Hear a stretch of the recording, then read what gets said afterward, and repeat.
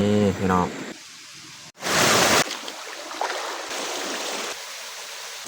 ใหญ่เติบเลย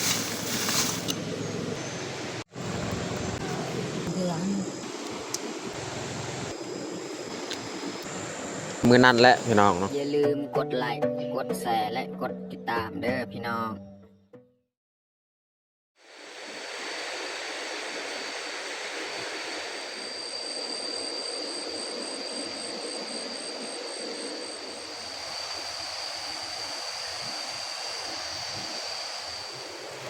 กล่าวทักทายสบายดีเบิดสู่ผู้สู่คนเนาะยินดีตอนรับเขาสู้สองบ่าวยืงแล้วก็มื้อนี้ก็พาเมียลงห้วยเนาะอันนี้ก็เป็นครั้งที่สองหรือว่าหอบที่สองแล้วเขาลงมื้อนั้นเนาะเขาไปหอนทองมื้อนั้นก็3-4 มื้ออันนี้ก็หอบที่สองอีกครั้งที่สองอีกเขาจะลงมาหอนเบิ่งเนาะว่าสิมานคือมื้อนั้นหรือบ่เนาะก็บ่ทันฮู้มีแต่ทุกคนติดตามเบิ่งติดตามชมเนาะแต่ว่ามื้อนี้นี่คนจะค่อนข้างมาบ่ค่อยหลายปานใดพี่น้องเนาะบ่คือมื้อนั้นนี่หลายคนเขาจะลงมามื้อนี้ก็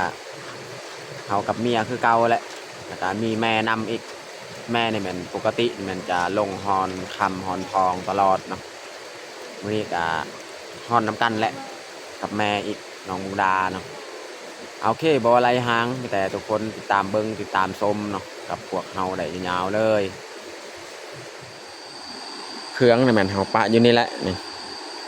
และนี่3 คนเฮาพี่น้องเนาะนี่แม่แล้วก็น้องมุกดาพูดพี่น้องเนาะแม่กับน้องมุกดานี่แม่นลงน้ำแล้วนะ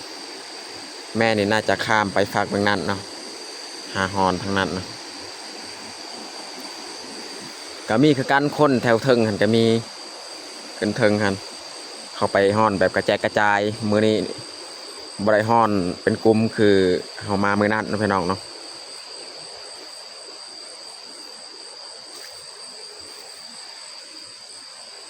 นี่2-3 คนก็จะหาฮอนแถวนี้ก็มีนี่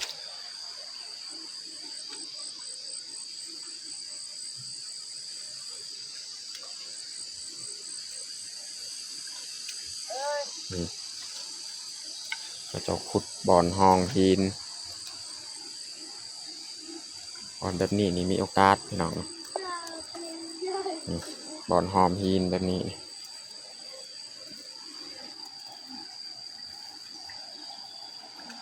นี่มีนะพี่น้องนี่เป็นเขาเจ้าหายใส่กระป๋องใส่ขวด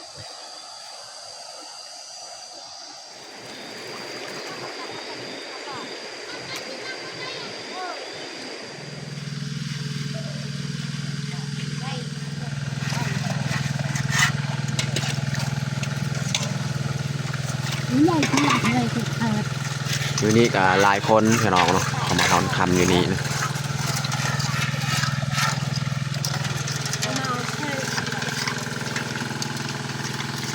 อันนี้เขามาห้อนบอลข้าเจ้าดูดกับจักรมันเป็นคุมเป็นน้องเขาจะมาห้อนอยู่นี่อีก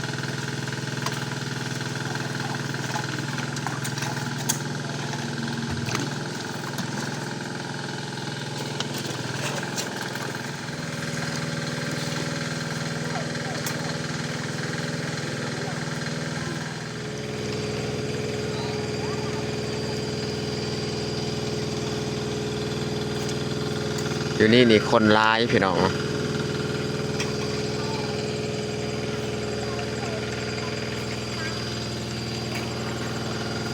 คือเฮากับเมียเนี่ยมันอยู่ลุมพุทธเมื่อกี้นะ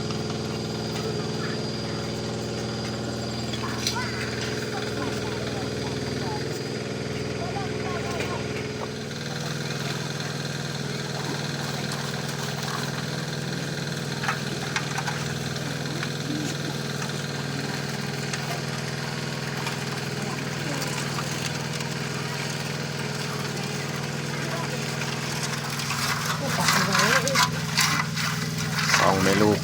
หอนท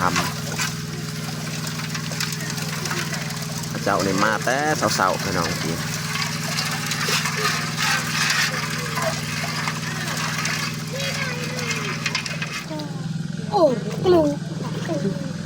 จะหายไว้ใส่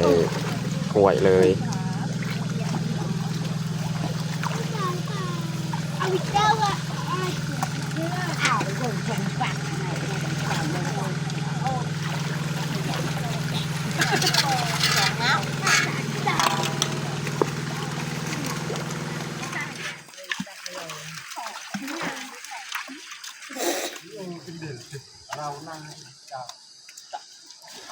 ทีมงาน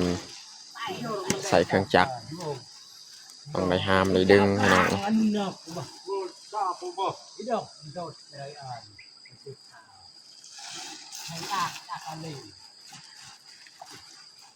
ว่าท่อนี่ตัวถึงบนโปมน้ำขึ้นนี่เขาต้องได้ย้ายจักรอีก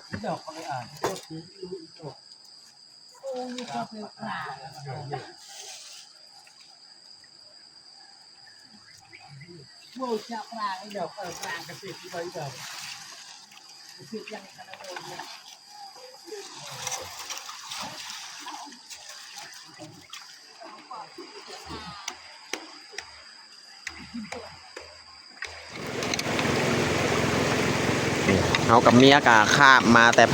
ฝากเมืองฮันเนาะมาฮอนอยู่บ่อนดอนพี่น้องเนาะนี่มันเป็นดอนแถวนี้นี่เบื้องนี้ก็จะเป็นน้ำอีกนี่น้ำทางหันกับน้ำนี่เอามาฮอนบ่อนดอน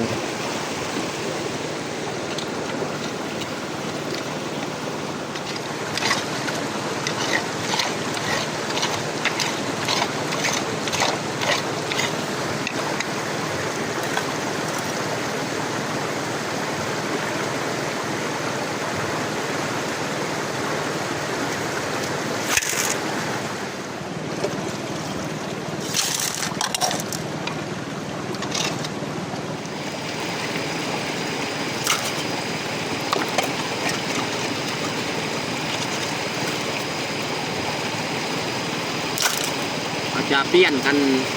วัดคันฮอนพี่น้องเพราะว่าบ้างอันนี้อันเดียวของเรากับเมีย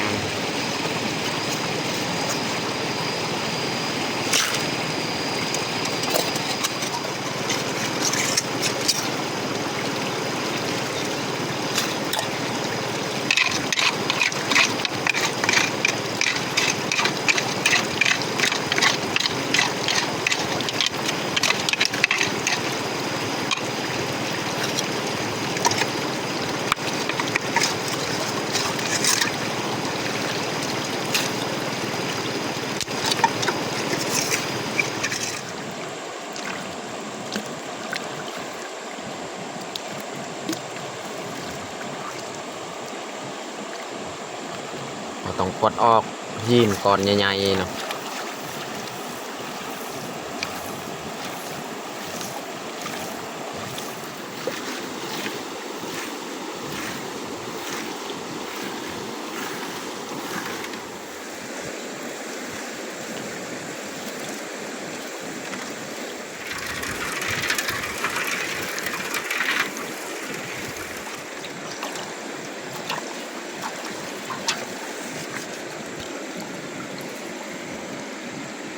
นี่พี่น้อง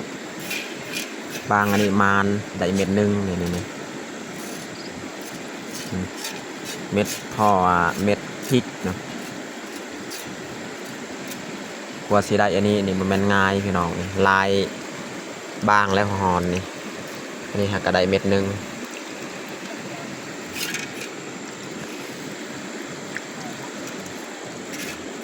นี่พี่น้องเบิ่ง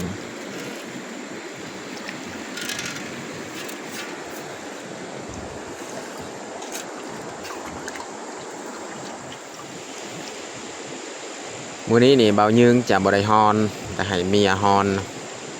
เบายึงแต่คอดแล้วก็ให้เมียฮอนเพราะว่าบางเฮาใส่นี่มาแต่อันเดียวเนาะ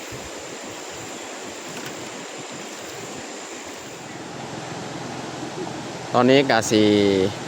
หากินหายากพี่น้องเนาะให้น้องมุกดาฮอนคนเดียวอีก สงสัยมื้อนี้สีบไรคำและฮอนเมื่อกี้กะลายเถื่อแล้วมันบ่มีมันบ่ถึกเนาะแล้วค่อยสิไปหาซีดเบ็ดคือเก่าแล้วพูดพี่น้องเฮาเข้าไปห้วยเก่าแล้วลองไปหาซีดเบ็ด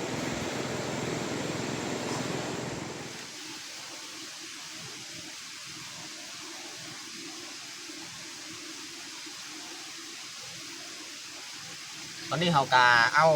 เบ็ดเอามัดใส่คันอันนี้ก็แม่นคันเก่าคันที่เฮาไปซีดเบ็ดข้างก่อนฮั่นเนาะเราก็เอาคืนมาใส่อีกเนาะจะไปกะไว้เดิมแหละบุ้งว่ามื้อนี้นี่สิได้กินอาหารหรือบ่แต่ไปลุ้นไปเบิ่งนำกันเนาะเอาอันนี้ก็เรียบร้อยแต่เราสิย่างไปเลยเนาะ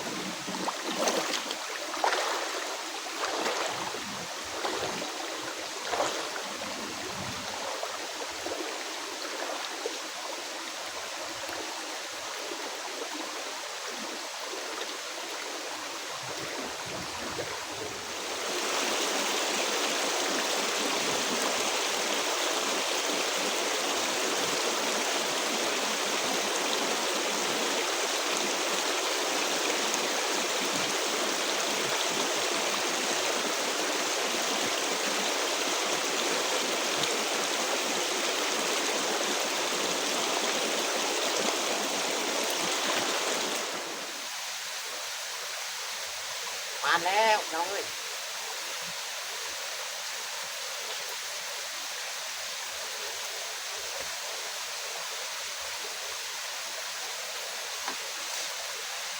น้องเอ้ย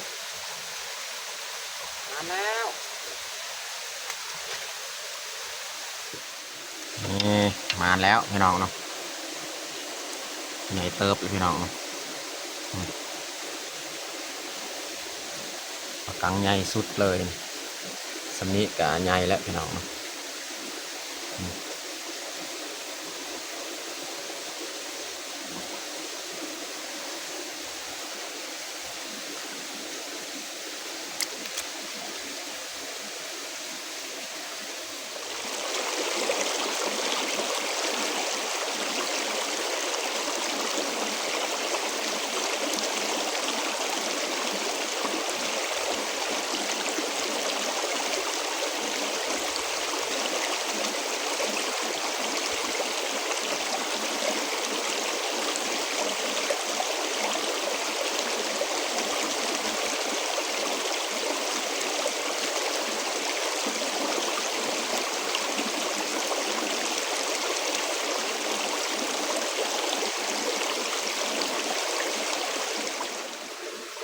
นี่พี่น้อง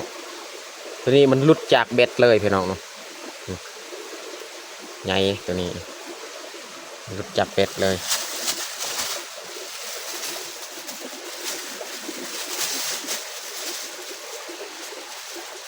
ไปแล้ว3-4 โตพี่น้อง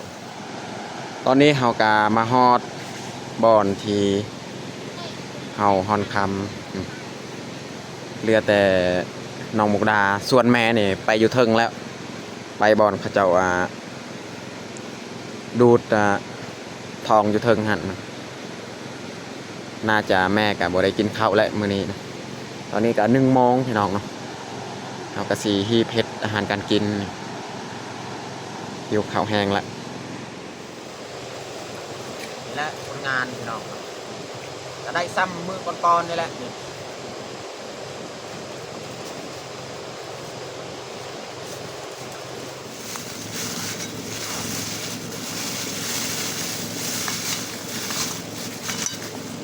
อ้าวมันโดดแหละพี่น้องเอ้ย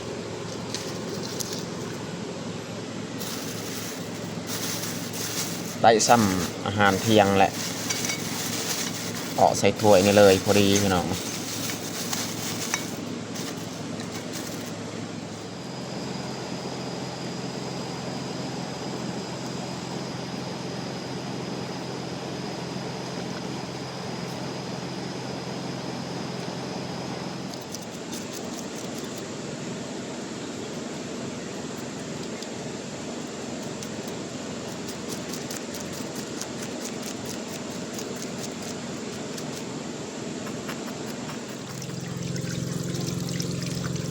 เอามาทำความสะอาดอยู่นี่เนาะอยู่นี่มีน้ำใส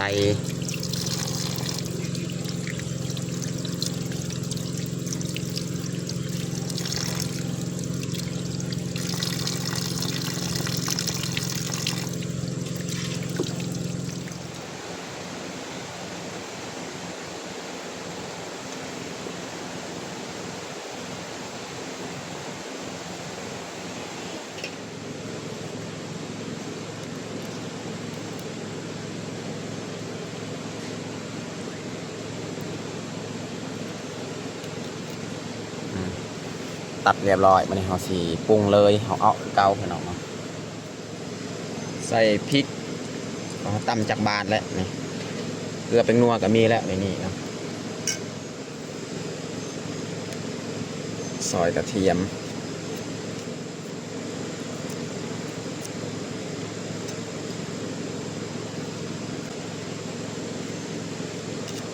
ซอยหอมบัว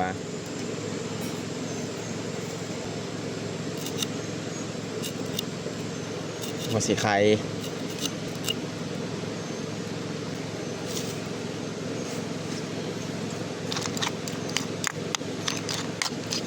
อันนี้เขาจะผสมเลย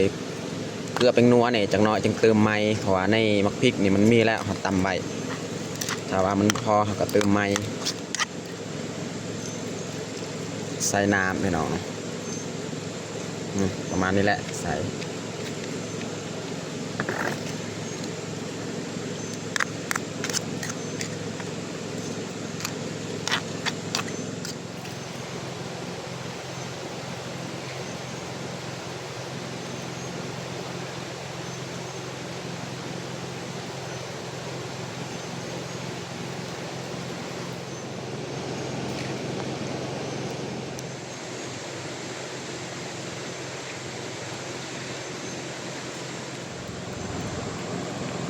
เริ่มฟดแล้วพี่น้องเนาะ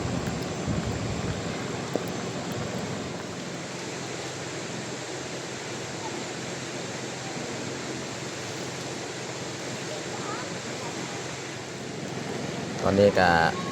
ใกล้สิสุกแล้วพี่น้องเนาะเพาะปลาของเฮาเพาะกับกระปูน้ำอาหารนี่คล้ายคือมือก่อนๆเลยพี่น้องเนาะได้แต่กระปูกับปลากังพี่น้องเนาะ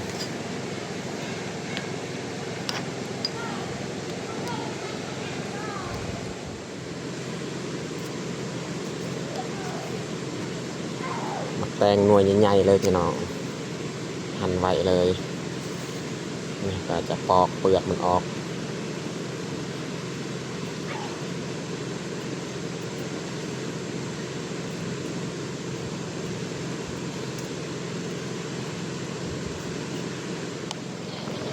สุกเรียบร้อยแล้วพี่น้องเนาะต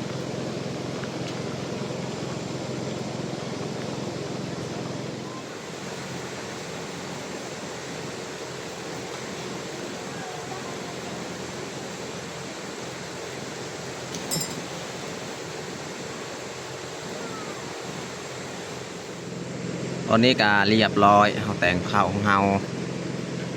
เอาปลากั้งใส่กระปูเนาะแล้วก็หั่นมักแตงอันนี้แมนห่อข้าวอันนี้แมนข้าวเขาปนมันนี่ปนมัน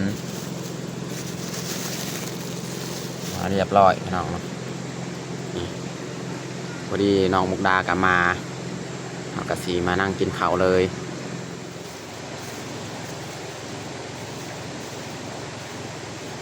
แตงผักเข้ากาเรียบร้อยพี่น้องมาสีลงมือกินข้าวเลยมากินข้าวเที่ยงน้ำกันพี่น้องเอามาเด้อมากินข้าวเที่ยงน้ำกันส่วนแม่กาไปอยู่เทิงแหละ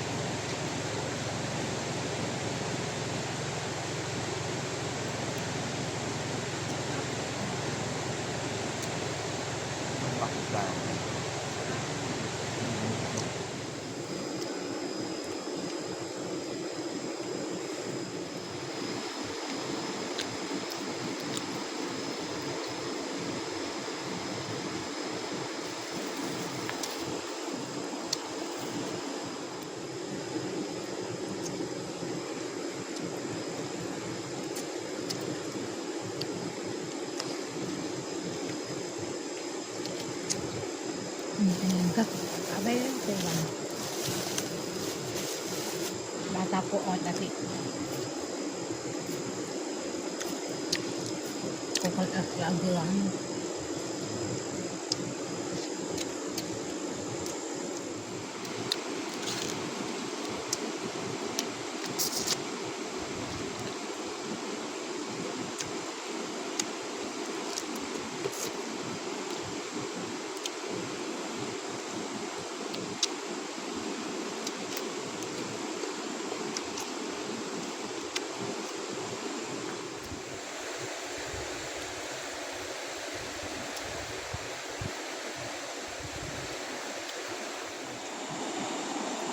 ตอนนี้เขากาสีมา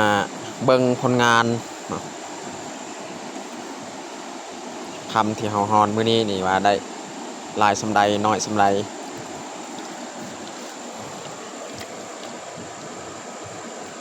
เขาสีมาเผาจังหน่อยเนาะ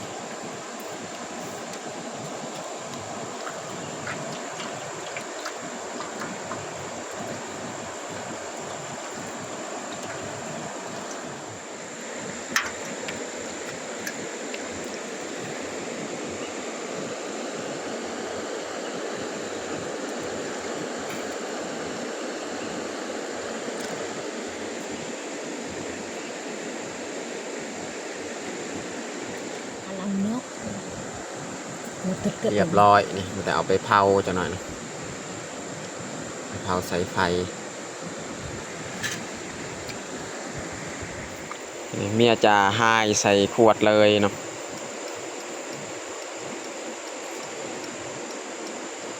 อันนี้เขาเผาเรียบร้อยเนาะวันนี้เขาจะมาเบิ่งมันได้บ่ซ้ำเอาไปฮอนมื้อนั้นพี่น้องเนาะไปเบิ่ง